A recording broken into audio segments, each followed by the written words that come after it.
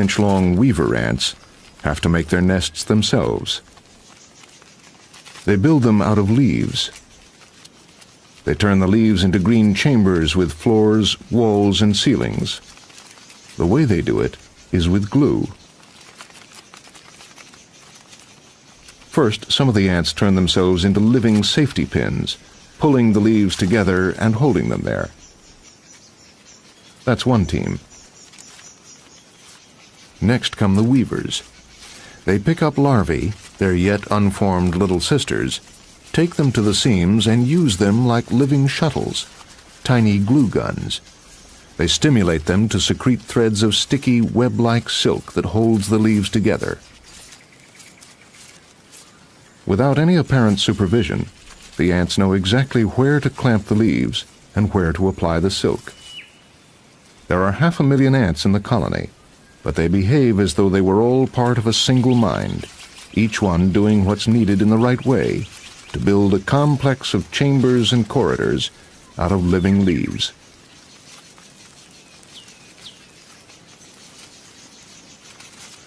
What kind of animals are these? What kind of intelligence? What is an ant? It's an insect, a social insect in the same group as the bees and wasps. A human weighs about 10 million times more than an individual ant. But since ants far outnumber people, all the ants in the world weigh about as much as all the people. But while there's only one species of human, there are thousands of different species of ant. Each one is a finely tuned specialist, exquisitely adapted to its own particular environmental niche. But all species of ant have the same basic body design. It's the best one for their miniature world, but it's a design that has kept them small. As insects, they have 6 legs and 3 body segments: head, thorax, and abdomen. And like all insects, ants wear their skeletons on the outside. This exoskeleton is a hard, waterproof armor that supports and protects. Ants breathe through their sides, through valves called spiracles. When they open, air rushes in, circulates through a network of tubes, and then rushes out again. Every cell gets its oxygen delivered direct. That's the internal air conditioning system. Ants also have a disinfecting system, a pair of metapleural glands that ooze antibiotic and keep both ant and colony free of germs. Only ants have this. Ants, in fact, are little chemical factories. A whole battery of glands produce chemical signals or pheromones that are the commands in ant communication. Ants send messages by laying a trail of these chemicals. And other ants pick them up with their antennae, which are covered in tiny sensory organs capable of reading the complex chemical messages. Then there are the eyes. They are made up of hundreds of small lenses that produce a mosaic image of the world. An ant's jaws or mandibles are its main tools. Molded from the hard exoskeleton, they come in every shape imaginable. Their size and design can tell us a lot about an ant's lifestyle.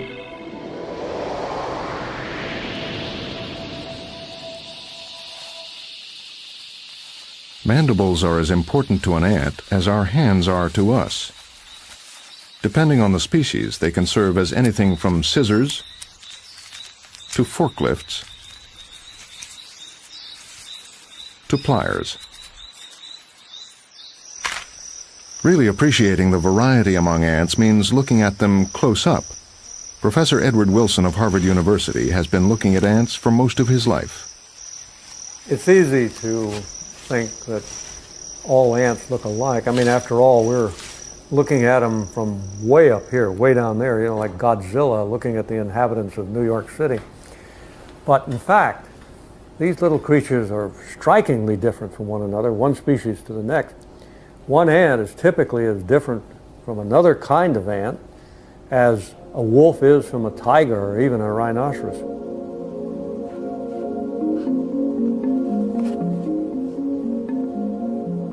About 10,000 species of ants are known to science, and there are probably 10,000 more waiting to be discovered.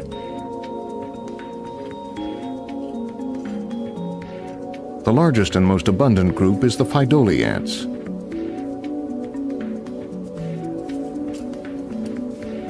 For the past 10 years, Professor Wilson has been studying, drawing, and describing the 625 species that make up this group.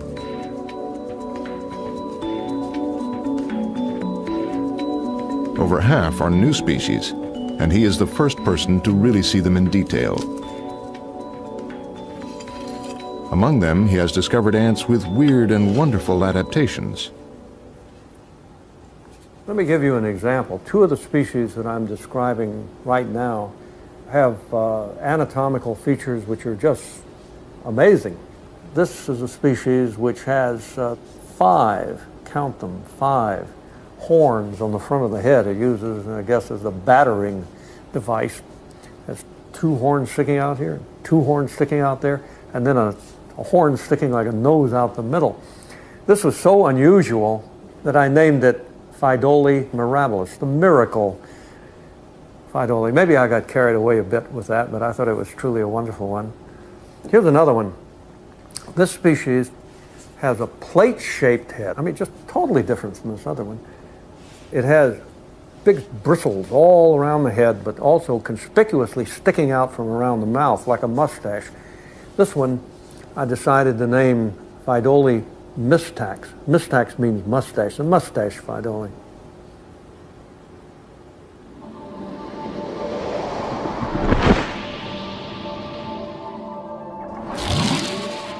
Get close enough to ants and they might almost be from another planet. They have evolved shapes and structures beyond human imagining.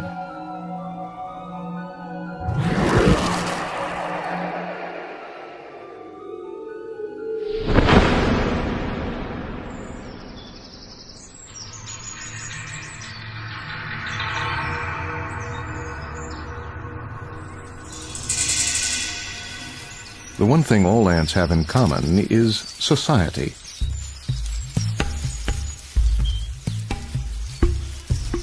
These are wood ants.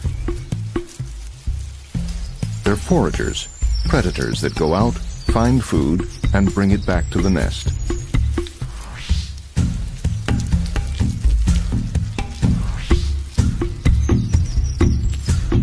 Even though each ant is strong, capable of carrying twice her own body weight, a lot of the prey is just too big for one ant. In which case, there's teamwork. It's not size, it's not speed, it's not even strength that makes ants what they are. It's this, the teamwork. Hundreds of thousands of cooperating insects spreading through the woodland like a huge digestive tract, pulling anything edible towards the gut of their nest.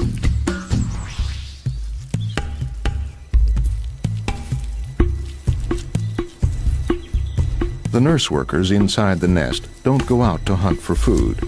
They stay in the darkness underground.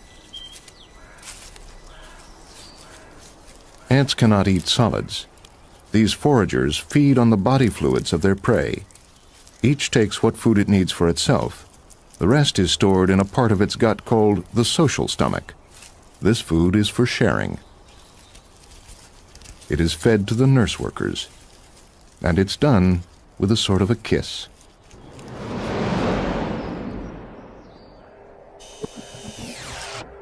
The ants lock jaws, and liquid is passed drop by drop from the feeder ant into the mouth of her hungry sister.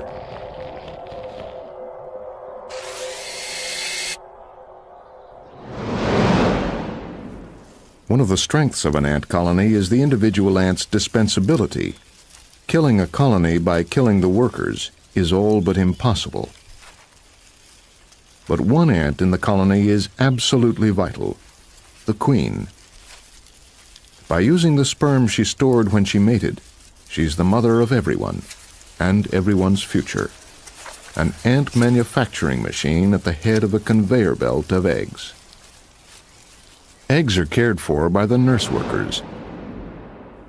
These wood ant eggs stick together so that they can be carried easily as a bundle.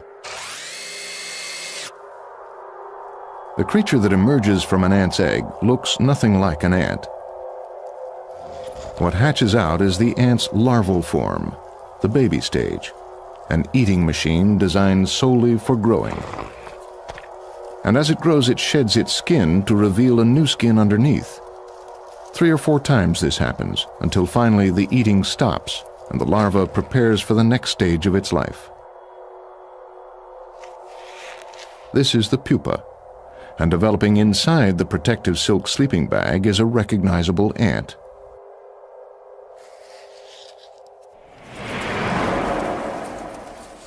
All through this process, the nurse ants take care of their younger sisters, producing a steady stream of fresh, female, but sterile workers. But once a year, every year, they produce another kind of ant, ants with wings. Ants capable of sex. They're the males and fertile females that will spread the colony's inheritance far beyond this nest. They're what make the ants invincible. One day in July in northern Arizona, one colony of harvester ants is doing what all the harvester ant colonies in northern Arizona are doing today: launching.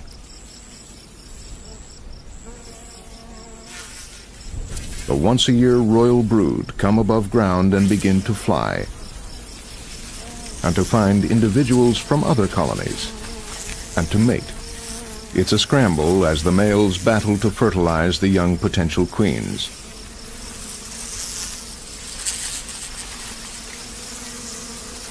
And then, having done the only thing in life they were ever meant to do, the males die.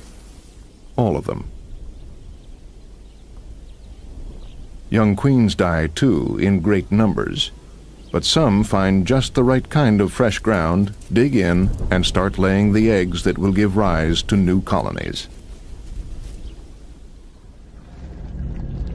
How did a system like this come to be? Once in the early days of the Earth, insects were the only land animals. They were also the only animals in the air. At least 100 million years before birds and bats appeared on the evolutionary scene, insects had wings.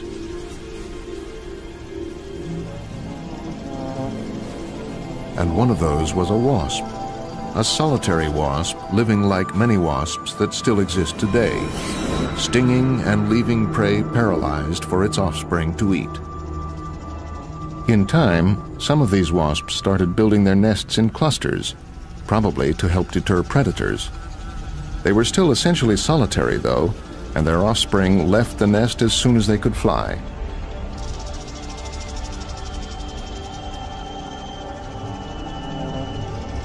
Then, millions of years later, appeared wasps whose offspring, daughters, didn't fly the nest. They grew up there and helped their mother raise more daughters. They became purely their mother's helpers, and didn't themselves reproduce.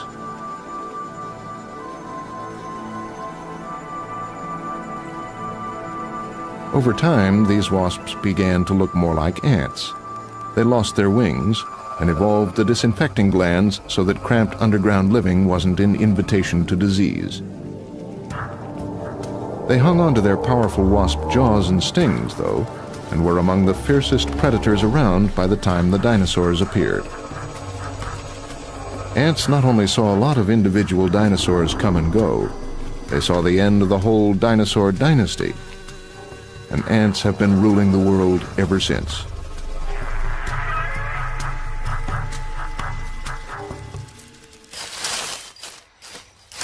If the ability to communicate has made human society what it is, it's done the same for ant society. Professor Edward Wilson. I'm often asked, do ants really communicate with one another? And the answer is, of course they do. Tiny animals that live in the ground almost have to communicate with chemicals. When you're that small, you're in the dark, a lot of the time in closed spaces, it's very difficult, obviously, to communicate by sight. It's difficult to evolve systems to allow you to communicate by sound. The ants have elaborated a chemical communication system, probably the most complex in the animal kingdom, and as close to what might be the kind of communication system we would find on another planet. In one of the early experiments, I succeeded in locating the gland at the end of the body, the abdomen, of the fire ant, a colony of which I have here, and extracting the material the ants use to lay odor trails that they follow. When this substance is laid as an artificial trail, it speaks volumes to the ants. Although ants communicate using vision, vibration, and touch, at least 90% is chemical. 1 milligram of this chemical could lead a column of ants 3 times around the world. It is a sophisticated language of smell, an entire vocabulary of chemical signals and messages. Ants detect smell in a way that is obvious when you think about it. And they do it with their feelers, the antennae, these appendages on the head that are constantly in motion, sweeping back and forth and up and down. Bristling, these are bristling with organs of smell that are very sophisticated in detecting wide ranges of minute traces of chemicals.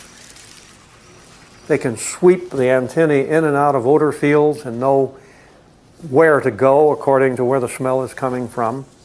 And they're very sophisticated in distinguishing large numbers of chemicals that way. One use for the exquisite sense of smell is to tell insider from outsider. All the members of this weaver ant colony smell the same.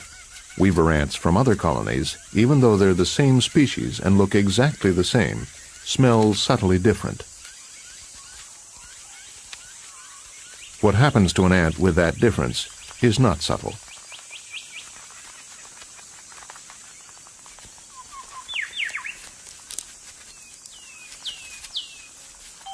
It doesn't matter what you look like, as long as you've got that membership smell. A fact a jumping spider dines out on. It has evolved the ability to mimic the smell of the weaver ant colony it lives with. Then it can roam freely among the ants, picking and choosing juicy meals.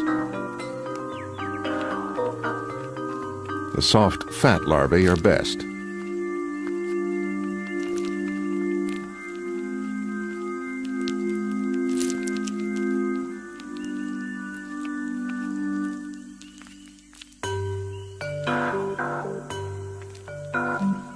A weaver ant confronts what, as far as she's concerned, is one of her sisters. The ant's just doing her job, carrying a larva from one place to another.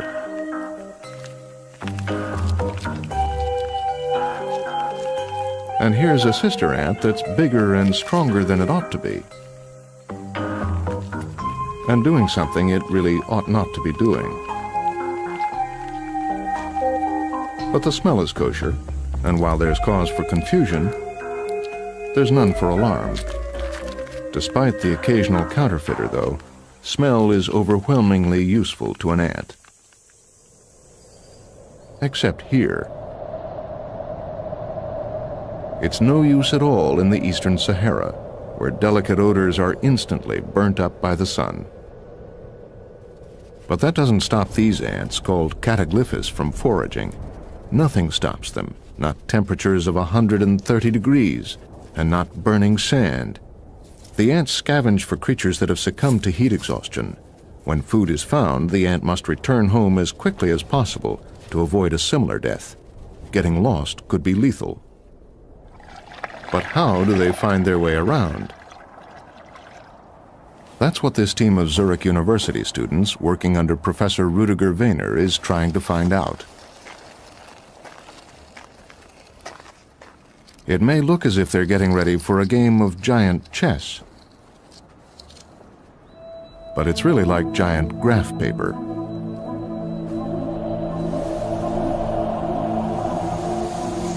And it's used to follow and record the desert ants as they search for food.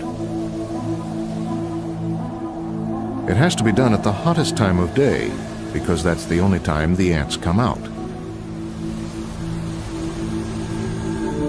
What it shows is that when an ant is looking for food, it meanders and stops a great deal, but when it finds something, it heads home in a straight line. So how does it know where home is? Remember, there's no chemical trail to remind it of the direction.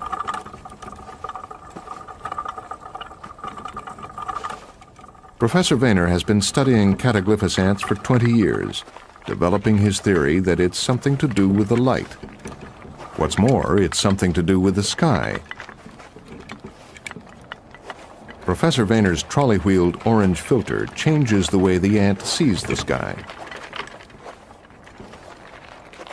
What I'm doing here is to investigate how the ants find their direction home. For this, they have to use a compass, much as we use a magnetic compass to find our direction home. But the ants, they use a skylight compass, a compass based on a pattern in the sky that is invisible to us. If you look up to the sky, for you it's uniformly blue. But the ant sees a pattern, a structure in the sky. And this structure is called, physically, the pattern of polarized light. Using their skylight navigation system, the ants are able to determine accurately all the points of the compass. And as the ants run across the hot sand, they stop regularly to take note of the changing patterns in the sky. But just how much sky, Professor Wegener wondered, does the ant need to see? With this here orange filter we see mounted on this trolley, we can destroy this pattern for the ant. But we would then leave a tiny opening in this filter so that the animal can see a small glimpse of this whole pattern. And we are amazed to see that the animals are still oriented, even if the information is restricted to such a small area of the sky.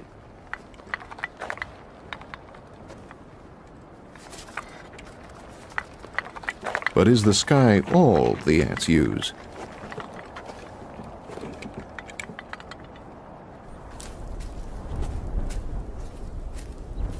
This experiment is to show that the ants pinpoint the exact location of their nest entrance using visual landmarks on the ground. These are very obvious landmarks, something for an ant to remember.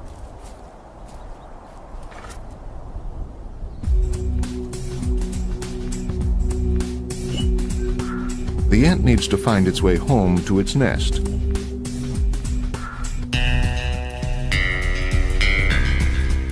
And followed by its student minder, it zigs and zags its way across the desert as it heads for home.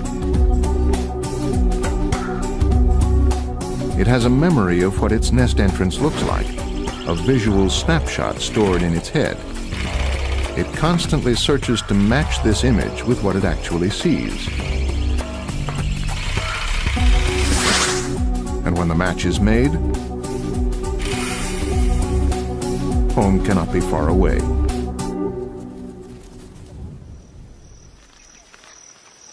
Not all ants are predators or scavengers.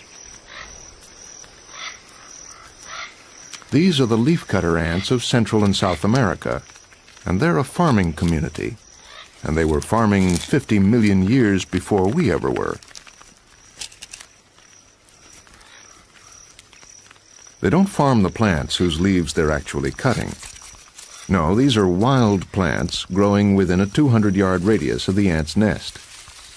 The ants cut out sections of leaves and carry them like sails to the nest.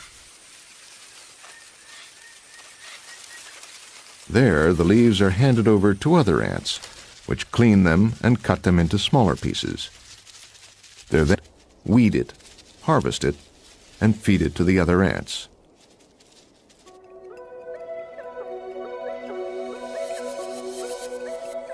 It's a complicated operation, and it takes specialists to run it.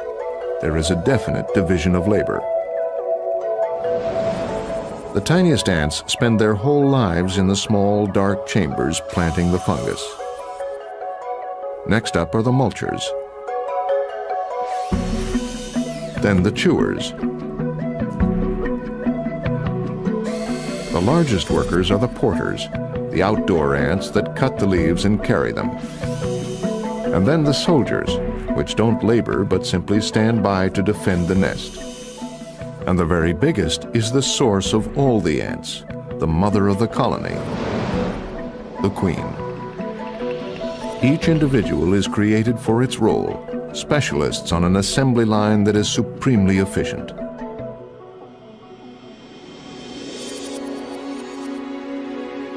Many plants make poisons. They do it to protect themselves.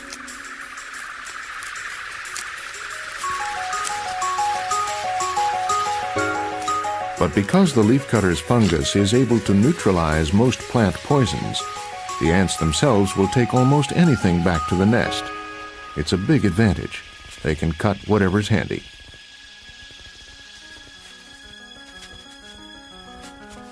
But there's a failsafe.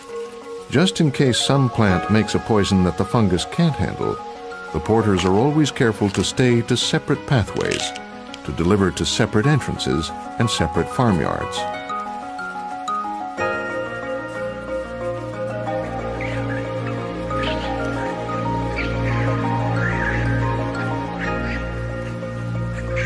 So if something deadly is introduced to the nest, it only ever affects part of the colony.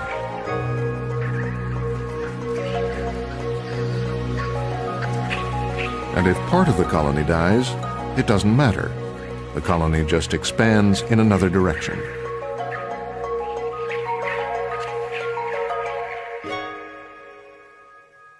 Another potential problem is wild fungi. The ants have created perfect conditions for their own domesticated variety. To keep a hardy wild species from invading and taking over, they apply weed killer. It comes from the metapleural glands, the same glands that all ants use to suppress bacteria. Humans fight bacteria too, but the bacteria mutate to resist human antibiotics almost as fast as scientists can find new ones. Can ants help? Professor Andrew Beattie of Australia's Macquarie University thinks so. We started by asking a very simple but very powerful question, and that is, where would you expect antibiotics to have evolved? And one answer is amongst animals that, like us, like human beings, have evolved to live in highly organized societies where contagious disease takes hold very easily and very quickly. And of course that applies equally to people and to ants. One of the big problems about ants, of course, is that most of them are very tiny, and so we were looking for the biggest possible ones to start our research, and the Australian bull ant is one of the biggest in the world.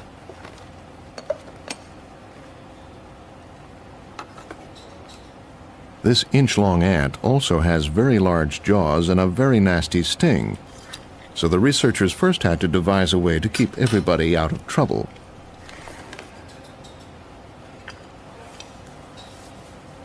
A wild bull ant is virtually germ-free.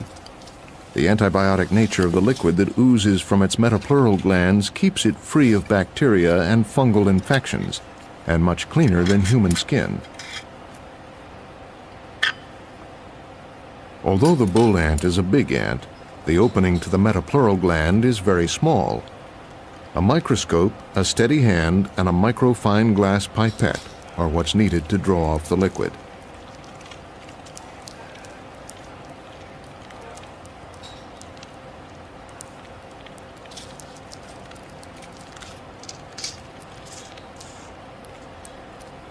Once enough is collected, the ant is returned unharmed, if a little dazed, to her colony. In the lab, the secretion is tested on a range of bugs that cause diseases and infections in humans. It's been shown to kill bacteria that are resistant to many common antibiotics. In a world where new antibiotics are hard to find, ants would seem to have a promising future. Recently, word has got around about our research, and I had a phone call from an Aboriginal woman who told a fascinating story of growing up in the bush. When she was a child, if she got a cut or a gash, her mother would take a piece of clean cloth and throw it onto a bull ant's nest and stir it around and get them really angry. Then, when the cloth was covered in these enraged animals, she would take it off with a stick and shake them off, and then she would use the cloth to bind the wound. And this clearly suggests that she understood the healing properties of bull ants. And from this point of view, I feel that our discovery is in fact really a rediscovery.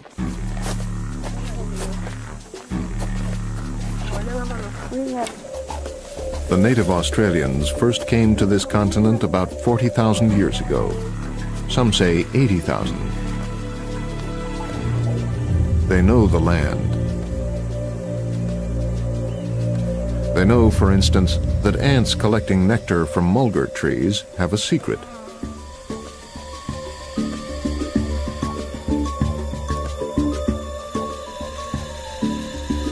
It's a secret that gets the ants through the hard, dry times, which is most of the time in the vast interior of Australia.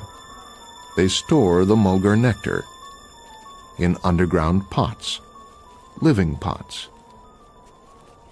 They're ants whose existence serves one purpose: to receive nectar from their sisters and fill their abdomens with it. They don't drink much of it themselves. They just keep it and regurgitate it when it's needed, hanging from the roof of their underground nest like subterranean grapevines. And the native Australians know how to harvest them. The women look for the telltale signs taught to them by their grandmothers, and when they see them on the surface, they dig. It's hard work. The ground's dry, and the storage ants, which are called honeypot ants, are about 4 feet down.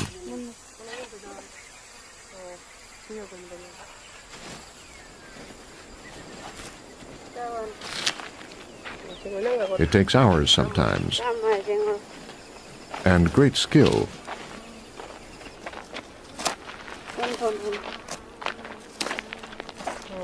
The digger has to dig down beside the storage chamber, not through it, which would destroy it.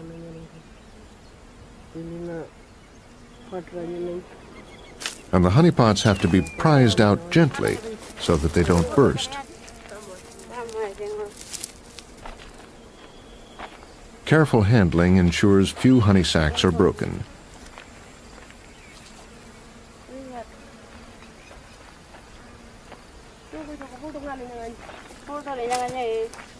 In the end, the energy spent digging out the ants is probably greater than the energy gained from eating them. But this is a place where natural sugar is rarer than uranium, and wherever it is you happen to live, you need a treat sometimes. An English woodland. It's not the warmest place in the world, and the wood ants that live here have to build their nests with that in mind. As insects, ants are cold-blooded animals, which really means that they're the same temperature as the air around them. But wood ants have ways of bending that rule. They use architecture, thatching, lots of thatching, pine needles, leaf stems, and twigs that to them are the size of tree trunks. They pile the stuff up in a mound about 3 feet high and shaped so that it absorbs maximum warmth from the sun. But the ants have a way of raising the temperature inside the mound even further. When the sun's shining, the ants come outside and sunbathe. They soak up the heat and take it down inside the nest with them, using their bodies as little radiators.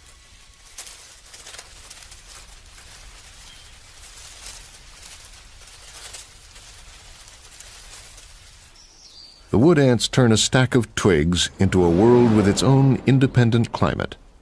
There are even internal variations, with the warmest parts in the center. One reason the heat is necessary is that the delicate larvae have to be kept at a more or less constant 74 degrees.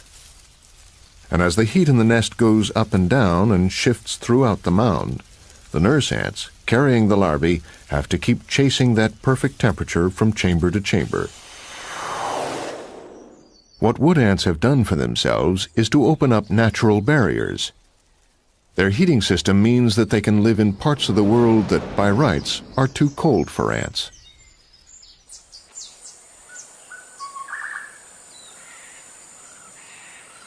Another kind of forest, a tropical one in Australia. And hanging high in the canopy and made of glued-together leaves, a nest of rattle ants.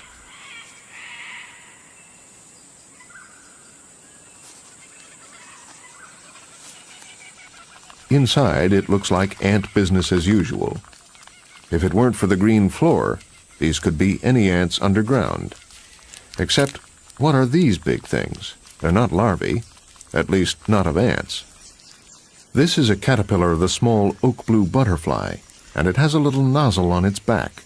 From it comes a nourishing liquid called honeydew, which the ants collect like dairy farmers. By being useful to the ants, the caterpillars gain their protection. And they're useful for more than just their honeydew. Up on the roof, danger. The caterpillar seems to sense the spider. It signals on the leaf floor. The ants become agitated and prepare for battle, flexing themselves and getting their weapons ready. They peek out to see what the actual danger is.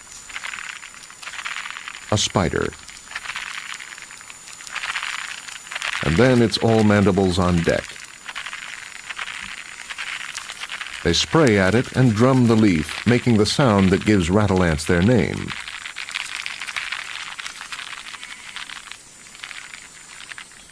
Exit spider. There seems to be a thing between ants and caterpillars. The two are often found together. Dr. Phil DeVries of the University of Oregon has studied caterpillar-ant relationships all over the world. The interesting thing about caterpillar-ant associations is they're quite literally everywhere in the world. And the butterfly caterpillars associate with ants to gain protection against predators, mainly insect predators. The caterpillars produce a food secretion to the ants, and this is the way they pay for their protection. It's like if you had a bodyguard, you have to pay the bodyguard to protect you. But the problem here is that if you're a caterpillar and you're producing a reward, what stops the ant from simply going, "Thank you very much," and turning around and going back to the nest? One of the more fascinating things that the caterpillars use to keep ants with them is that they produce a call. So you have singing caterpillars, and you have caterpillars singing to ants, and the sounds that they make are attractive to the ants. What's strange about these sounds is that we cannot hear them. The calls the caterpillar makes do not travel as sound through the air, but as vibrations through the solid plant stem. The ants detect the vibrations using unique sensors on their legs. We need the help of a special microphone. So, for example, this caterpillar, if we pick it up and we put it on this membrane that I have here, we hear nothing now. But if you use the very sensitive microphone, and as you'll hear, that produces a call. You can quite easily hear the caterpillar singing.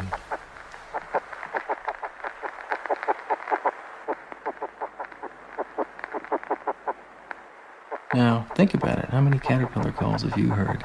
And what's neat is that every morning there's a dawn chorus of caterpillar calls that nobody hears.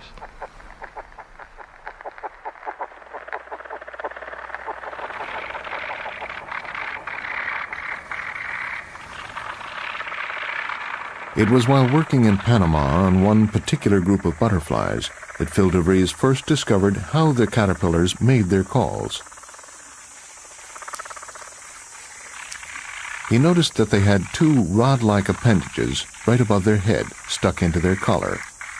Called vibratory papillae, these beat up and down on top of the head, and the head itself moves in and out. The papillae have pronounced rings and move over small bumps like guitar picks on the caterpillar's head. I was reminded immediately of this. which is the South American salsa instrument called the güiro. There's deep grooves in the appendage, like the güiro, and simply that runs up and down across the head, producing a call. The caterpillars, with their calls, are effectively deceiving the ants because the caterpillars are talking in ant language. And if there are caterpillars on the moon that associate with ants, I'll bet they make calls too. So the caterpillars talk to the ants, and the ants protect them and milk them. It's a good deal for both. Except that somehow the relationship between this caterpillar and the rattle ants has developed a strange twist. The caterpillar eats the ant's larvae. Most caterpillars eat leaves, and in a way it's lucky this one doesn't, or the ants would literally be out of house and home. But it does seem strange when what amounts to your cow dines on your children. It's been going on for millions of years, though, and both species have obviously survived. Australian weaver ants, and a normally fearsome spider that has wandered onto the wrong leaf. The ants don't care what reputation a creature has. If it comes too close to their nest, it's simple cause and result. They attack, and clinging to the leaf with special claws on their feet, pin their victim down, carve it up, and take it back to their nest.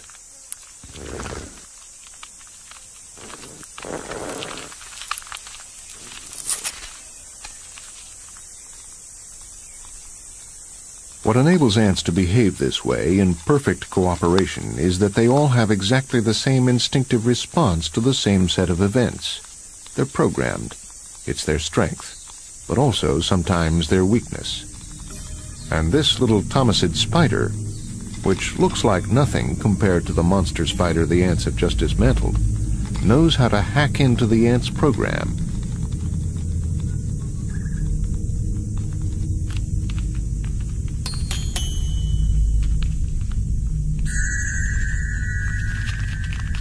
It not only smells like a weaver ant, it looks something like one too.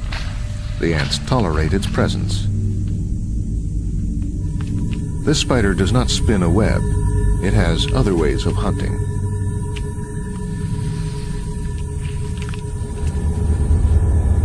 The lethal bite.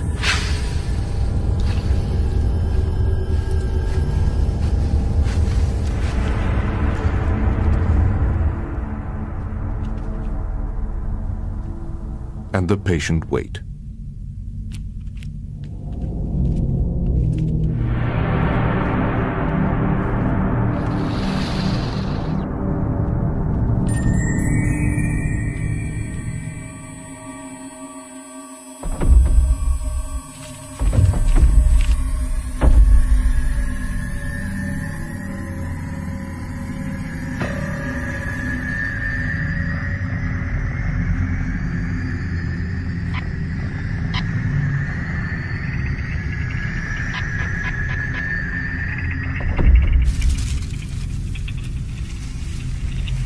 Ants, with their social organization, can be the most effective predators on Earth, but cross their wires and they're pushovers.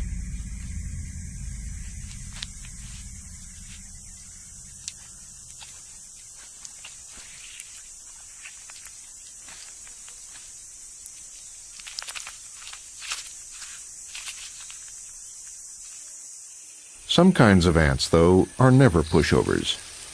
No predator would take on these ants. Army ants. There are about 500,000 in this bivouac. The whole colony, including, somewhere in the middle, the queen. On the march. These ants can barely see. Blindly following chemical trails laid down by their nestmates, they take everything edible in their path. And there's very little anything else can do about it. You could say they're a mob, but more organized and more single-minded. To the wasps watching the pillage of their nest, this colony might be a huge amoeba with tendrils spreading through the forest. but more than an amoeba too, because each of these ants has a brain. Not a very big brain, but all of their processing power added together gives them a kind of collective intelligence. Is that what ants are? A big, many-legged brain? Professor Nigel Franks. I think that what most impresses people about ants is just how incredibly well organized they are at the collective level, at the colony level, and how incredibly determined they seem to be. Because people think that they're so well organized, they think that they must be organized as we are, but even more so. In other words, that they must have really a rigid hierarchical control with a key person deciding what everyone ought to do and having a sort of chain of command, telling the workers what they ought to be doing. But most ants, it seems, are organized from the bottom up rather than the top down.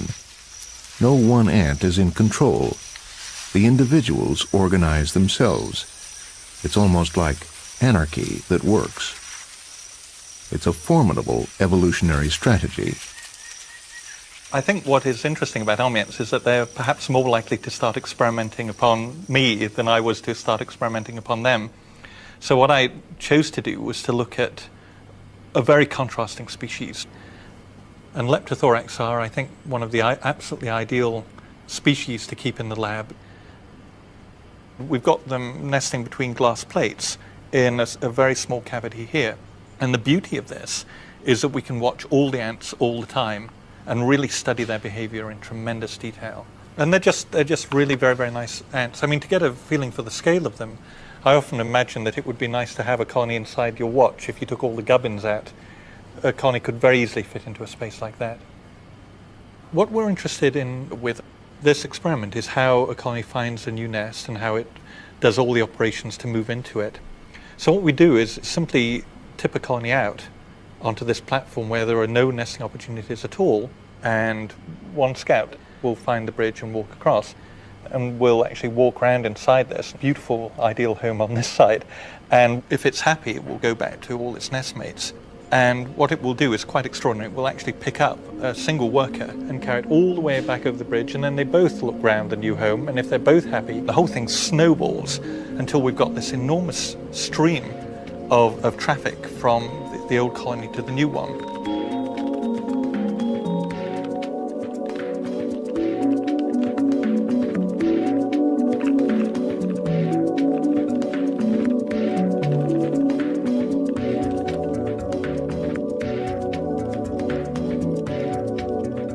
When the whole colony is safe inside the new nest, some of the workers begin building a protective wall across the entrance. Grains of sand become huge boulders in the jaws of these tiny ants.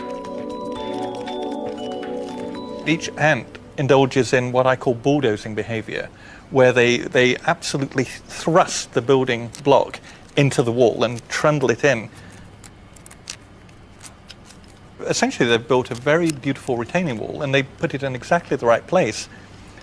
So even though this might seem a very odd thing for a scientist to look at, we're looking at how individual behaviors scale up to something that is far more impressive.